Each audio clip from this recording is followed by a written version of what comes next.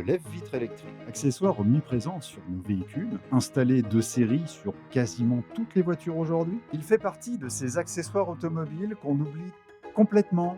On n'y pense pas tellement ça fait partie du véhicule, c'est quelque chose qui est naturel. L'action d'appuyer sur un bouton pour ouvrir sa vitre et sur un autre bouton pour la remonter et donc refermer la vitre du véhicule afin de ne point avoir froid. Tout ceci nous paraît tout à fait naturel. Quand ça marche!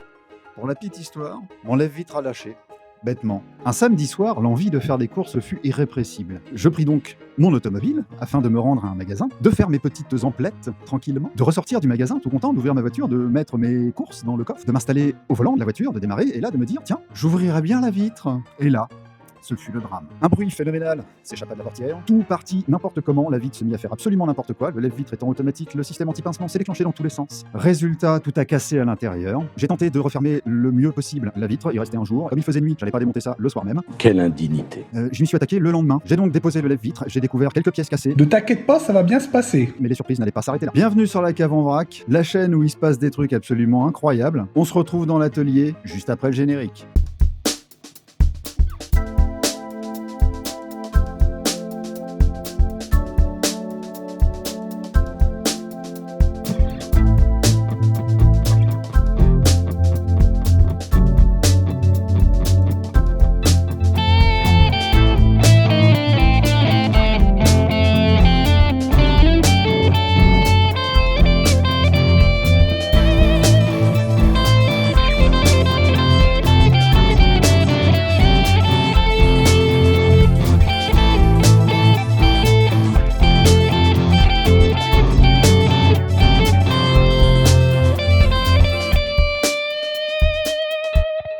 J'ai donc découvert mon lève-vitre à peu près dans cet état-là. Donc ça, cassé. Vous voyez qu'il y a un morceau, normalement.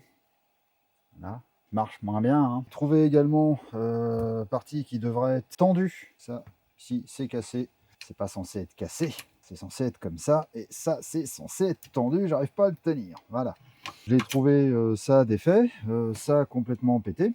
Ici, c'était également barré. Enfin, voilà. Donc, tout c'était complètement barré. Ça, c'est pété, ça, c'est pété. Bon, j'avais retrouvé une éventuelle pièce de remplacement. Vous voyez, ce petit machin là, voilà, qui me permettait de refaire la tension. Et surtout, j'ai voulu tester. Alors, ne trouvant pas les branchements, parce que ce type de lève-vitre est séquentiel, il y a toute l'électronique qui permet d'activer le séquentiel, donc qui fait que la vitre se referme toute seule ou s'ouvre en grand toute seule. Pour la petite info, c'est pas des capteurs de fin de course, c'est uniquement basé sur le fait que le moteur s'arrête. Un moteur électrique, quand il tourne et qu'il est bloqué sur son axe, la tension électrique à ses bornes va chuter et l'intensité va grimper en flèche. Donc le circuit détecte ça. En plus, il a un anti-pincement, donc dans le sens de la montée, s'il y a un obstacle, il va chercher à rouvrir la vitre. J'ai pas pu le tester électriquement, mais en démontant, je vais vous montrer sur un autre lève-vitre, quand on enlève donc un moteur électrique, c'est simple, vous avez un rotor, là c'est un aimant, voilà. Et en enlevant ce qu'on appelle le stator, on peut le faire tourner à la main, simuler la rotation du moteur. Vous avez en fait, au bout de l'axe, il y a une vis sans fin qui va entraîner une poulie, vous voyez, elle est striée, comme il va bien, donc quand on l'insère, voilà, et vous allez voir, si je fais tourner ça, hop, la poulie tourne. Dire l'autre, c'est quand même bien fait. C'est ce que j'ai voulu faire avec celui-là. Seulement, ça forçait. Beaucoup. Voilà, ça forçait dans les deux sens. Donc, je me suis dit que le câble avait dû souffrir. Et que potentiellement, l'origine du problème, c'est peut-être pas cette pièce-là ou cette pièce-là qui a pété. Je pense qu'elle a pété en dernier. Celle-là était la deuxième à péter. Ou c'est elle qui a lâché en premier, mais le câble devait déjà avoir une fragilité. J'ai réussi à faire ça. Et là, j'ai découvert, horreur, le câble dans cet état-là. Voilà, je sais pas si... Voilà, de toute façon, il s'est défait. Je ne sais pas si je vais réussir à bien vous le montrer. Voilà, je ne sais pas si je fais la mise au point. Alors, il n'était pas enroulé proprement. Il était complètement en vrac autour de la poulie. Donc, la poulie a morflé aussi. On peut voir là qu'elle est bien abîmée. Et encore, je l'avais un peu réparée. On voit bien les endroits où ça a forcé, ici. Au début, j'avais commandé que la pièce d'entraînement, en me disant que justement, le tendeur, j'avais ce qu'il fallait. Sauf que j'aurais été bien embêté, puisque là, les câbles sont pourris. J'ai bien des câbles qui viennent d'autres, les vitres. De ceux-là, j'ai les câbles, sauf que c'est pas les mêmes dimensions, bien évidemment. Les câbles ont une longueur très particulière. Ça, c'est du lève-vitre de Renault Scénic 2. Alors, vous avez vu, j'avais juste commandé, voilà, j'avais juste commandé ça. Une petite chose là. Oui, sauf que mauvaise idée. Et en même temps, j'ai trouvé le Saint Graal le kit de réparation pour lève-vitre de Peugeot 605 phase 2 conducteur. Chose qui est totalement introuvable. Alors j'avais toujours un doute avec la commande et quand il est arrivé, j'ai été satisfait.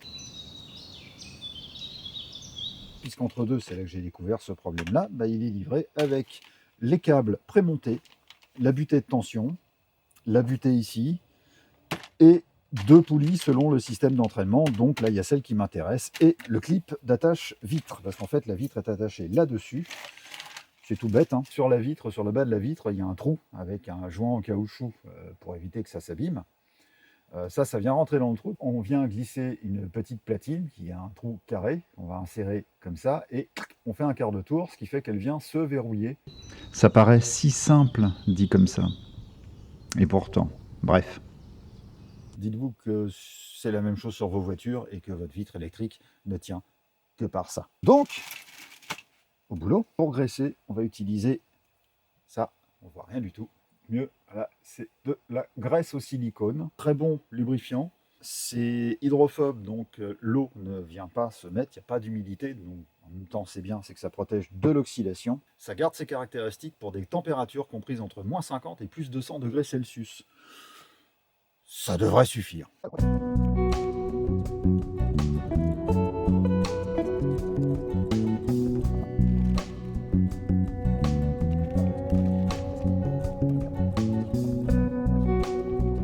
Sert à assurer la tension du câble et ce qui évite les à-coups déjà d'une part, et quand on arrive en fin de course, en fait c'est tout le système qui se déforme et c'est les ressorts qui agissent à ce moment-là pour protéger le système et donc éviter que tout casse.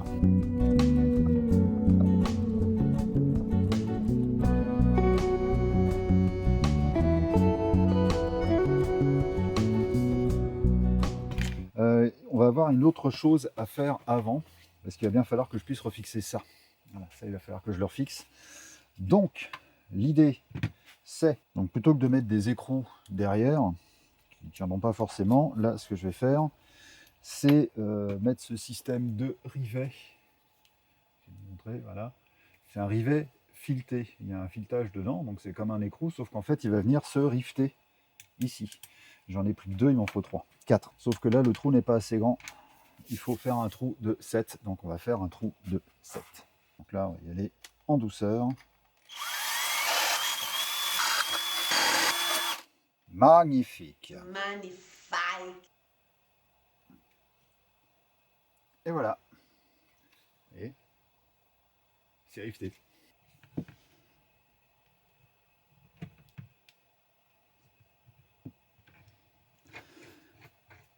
On a les petits trucs qui sont riftés, ce qui fait que le cage va pouvoir être mis en place. Sachant que le cage, je l'ai nettoyé, nous allons nous attaquer à remettre en place les câbles. Je vais usiner légèrement ça, de manière à ce que ça vienne bien au contact de la platine, parce que j'ai pas envie qu'il reste un petit interstice. On se reprend juste après. Voilà, je reprends, donc ça y est, c'est fait. Alors j'ai usiné un petit peu, c'est pas super joli, hein, mais bon, l'essentiel c'est que ça fonctionne. Et là, c'est bien plaqué. Ensuite, on va mettre les vis qui vont bien.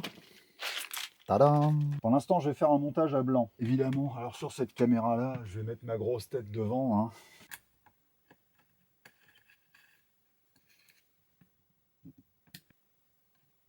Voilà, ça. Voilà. Alors, nous allons faire passer un câble.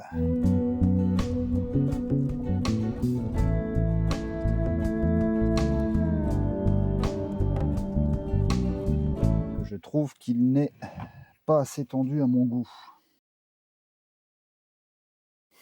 C'est pas assez tendu à mon goût. Contrarié un petit peu, ça n'est pas très tendu. Je vais redéfaire pour voir. Peut-être que ça au niveau de la poulie. Comme je disais, là c'est un montage à blanc. Parce que là, ces vis-là, je les montrais au frein filet. Thread locker. C'est pas un placement de produit. Alors, pourtant c'est bien placé. Hein. One eternity later. Ça requiert réflexion. Je vais réfléchir à ça. Je vais penser. Je reviendrai vers vous quand j'aurai trouvé une solution pour bien le tendre. Peut-être un câble qui n'est pas tout à fait de la bonne longueur. En tout cas, on est sur, je peux qualifier ça de détail. on est pas mal. Je vais réfléchir au problème de tension du câble, et puis je reprendrai juste à ce moment-là. À tout de suite. Day 2. Alors voilà. Nous en étions restés à une chose, c'est que j'arrivais pas à le tendre. Et en fait, j'ai juste remarqué un petit détail. Les câbles du kit sont trop longs. Ouais. On va faire un petit retour en arrière. Alors vous voyez qu'effectivement, j'ai un petit peu changé le bazar là. Il est tenu sur une planche. J'ai construit un gabarit, je suis allé relever les écartements des points de fixation. C'est simple, hein, on prend un compas, on prend là, hop, on mesure celui-là, on le reporte, on mesure celui-là, voilà. En fait c'est simple, c'est si on veut les écartements, le positionnement, on mesure ici, on mesure ici, et quand on trace les traits d'un côté et de l'autre, là où ça se croise, c'est l'endroit où il y a la vis. Donc j'ai pris ces deux points de départ et puis voilà, j'ai mesuré ça pour le tracer, j'ai mesuré ça pour le tracer, j'ai mesuré celui-là et puis ensuite j'ai mesuré cela pour faire hop les intersections ici, ici. À la fin, j'ai fait des trous. C'est aussi simple que ça, hein. Vous voyez, il est juste dedans, il y a des trous, c'est tout. Voilà. C'est tel qu'il est censé se positionner à peu près dans la voiture. Alors, par rapport à l'image, pour vous, l'image précédente, vous voyez peut-être qu'il y a une différence parce que juste avant la coupure, il était là le truc. Voilà. Bon, c'est là que je me disais qu'il y avait un problème, que j'étais trop truc parce qu'il se plaçait ici pour que ça soit tendu. Voilà, pour que ça soit tendu, il se plaçait là le machin.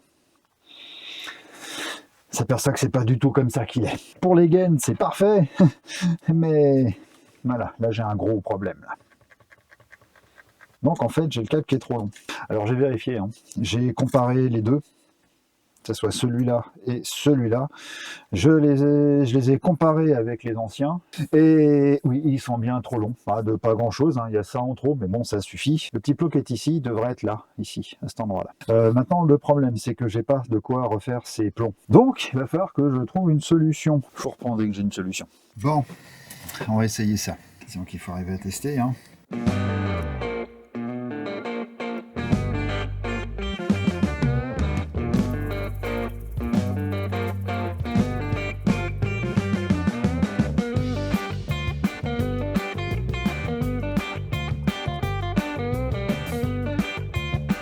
Laisser en tension volontairement déjà pour voir si ça se dégrade pas trop. Je sais pas comment. Je ne pourrais pas le savoir avant un moment parce qu'en fait c'est dans le temps que ça va se passer. Parce que la limite là ça va marcher au début, hein. Je vais le monter, ça va fonctionner. Ça va fonctionner, sachant que là je l'ai mis sur la montée. Ah, peut-être une erreur que j'ai fait, j'aurais dû le mettre dans l'autre sens. Andouille. Bon, on va essayer de le changer. Alors, c'est bien, on fait, on défait.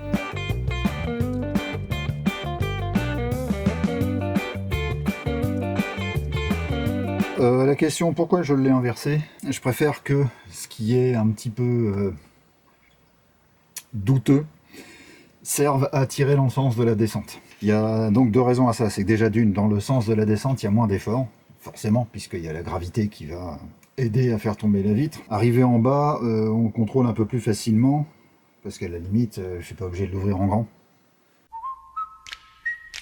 Par contre, pour la remonter, quand je veux la fermer, faut effectivement déjà, il y a le poids de la vitre qu'il va falloir remonter. Mais arrivé en bout de course, il va falloir la rentrer dans le caoutchouc de la portière, donc il y a un effort supplémentaire, donc il va y avoir un gros effort qui va se produire à ce niveau-là. Quand on va vraiment fermer la vitre, l'effort va être très très fort. Bon, conclusion de là, on va bien voir ce que ça donne. Pour vous, ça va être tout de suite.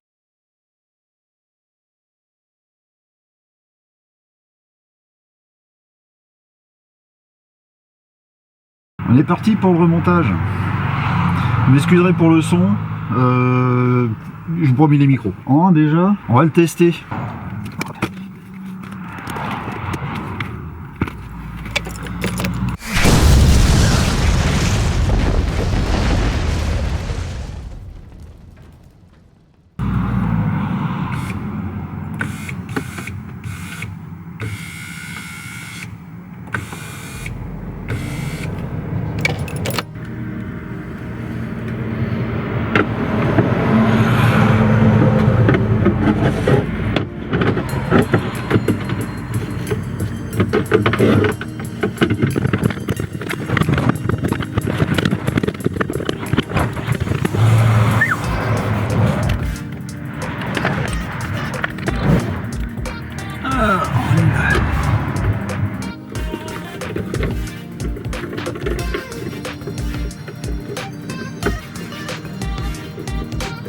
Alors petit truc, autant le moteur je le maintiens en place, donc je serre mais ça sert à rien de le serrer comme une brute, juste pour que le moteur ne bouge pas trop. Par contre pour le rail guide, lui les trous sont oblongs, donc on peut repositionner légèrement, adapter en fonction. Donc ça je ne le serrerai qu'une fois la vitre accrochée, histoire qu'il se positionne comme il faut, parce que sinon ça va créer des contraintes et la vitre va forcer soit dans la glissière avant, soit dans la glissière arrière, se mettre de travers. C'est pas ce qu'on veut, parce que si la vitre est de travers, forcément le moteur va forcer et on va repéter quelque chose. J'ai pas envie de le redémonter tout de suite. Donc là on va faire ça. Alors je refais un test.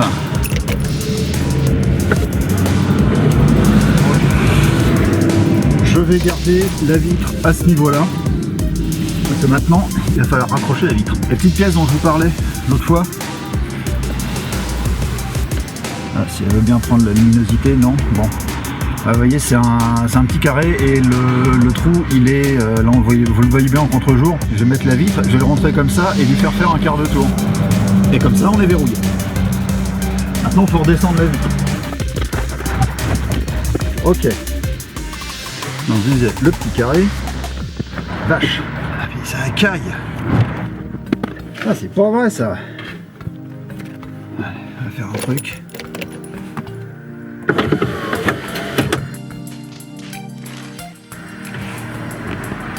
Super.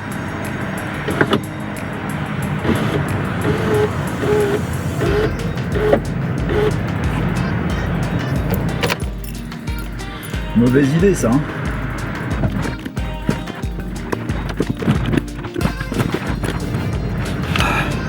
Sérieusement, si vous pouvez éviter d'avoir à faire ça, évitez.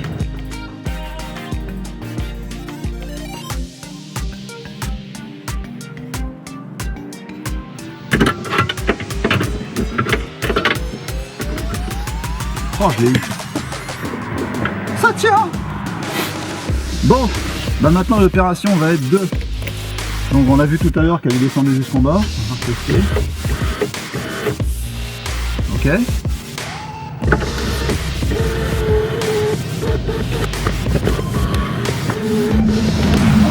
Maintenant qu'elle est placée comme ça, on va serrer les vis.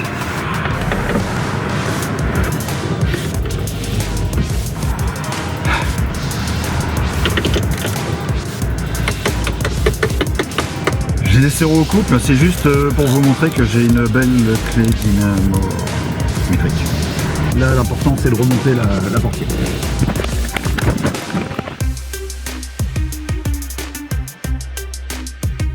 Eh ben écoutez, ma foi, chose incroyable, c'est remonté.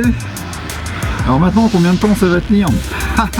C'est une bonne question, hein. Je n'en sais rien. Non, mais j'espère le plus longtemps possible, parce qu'après, je vous avoue avoir une confiance quand même assez relative dans le câble, mais bon, la réparation que j'ai faite, elle tiendra.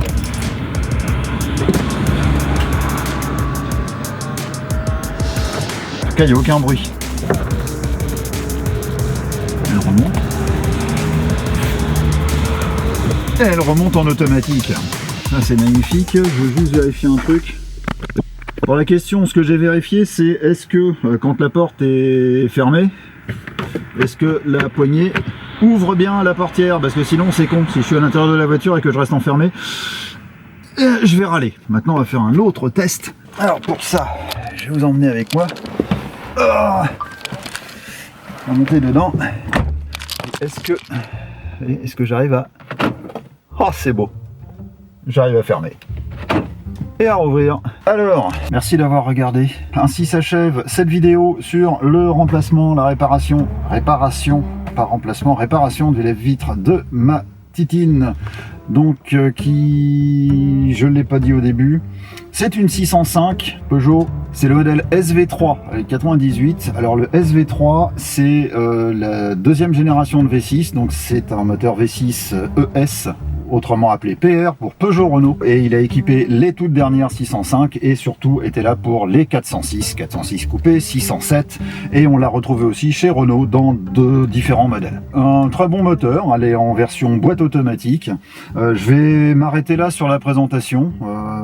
Enfin vite fait, oui, si, pour le moteur, pour ceux qui se posent la question, donc c'est bien un 24 soupapes, hein, donc c'était les PRV avant, où il y avait le SV 3.0 3 litres qui était une version 12 soupapes, et la version SV 24 pour 24 soupapes. Celui-là il s'appelle SV3, il n'y a rien derrière, il n'y a pas .0, il n'y a rien, c'est SV3. C'est le niveau de finition le plus élevé, avec le moteur 3 litres, le seul 3 litres qui était disponible sur la fin de vie de la 605, sur les 2 dernières années de production.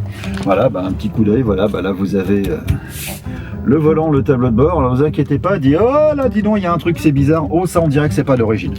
Et je vais pas en dire plus, voilà c'est tout. Parce qu'éventuellement à l'occasion je ferai une vidéo pour présenter la voiture, on fera un petit essai, on se fera une petite balade, mais ça serait bien qu'il fasse meilleur parce que là en plein hiver ça caille et c'est pas super agréable pour rouler. Oui, j'ai le toit au vent aussi sur celle-là. Allez, sur ce, je vous dis à la prochaine et puis c'est tout. Allez, ciao.